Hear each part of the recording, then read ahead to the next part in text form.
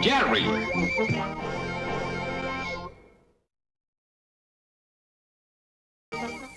Ama seca de cachorro. Versão brasileira BKS. Vem, Spike, vamos embora. Já está quase tudo arrumado. E eu estou ansioso para ir. Uau. Eu não gosto de acompanhá-lo nessas pescarias, filho. Aliás, eu detesto pescar, mas isso faz parte do relacionamento entre o cão e seu dono, compreendeu? E você escute aqui, bichano, e preste muita atenção. Eu irei passar a tarde toda fora e quero que você seja uma seca de meu filho enquanto eu não estiver. Se tudo estiver direitinho quando eu voltar, eu lhe trarei um peixe bem grande e gordo. Se não, vou usar você como isca na próxima pescaria.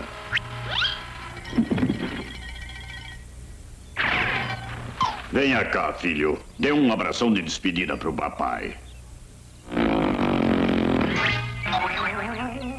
O que foi isso?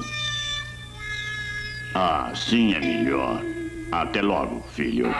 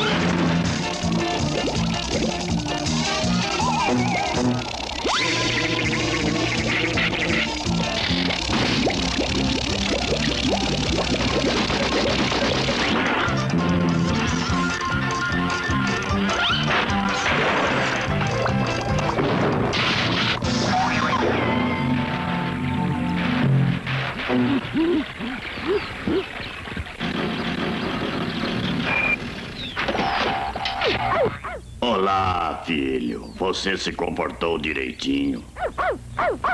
Mas que gracinha. Aqui está o peixe que prometi trazer a você, bichano. Bom apetite.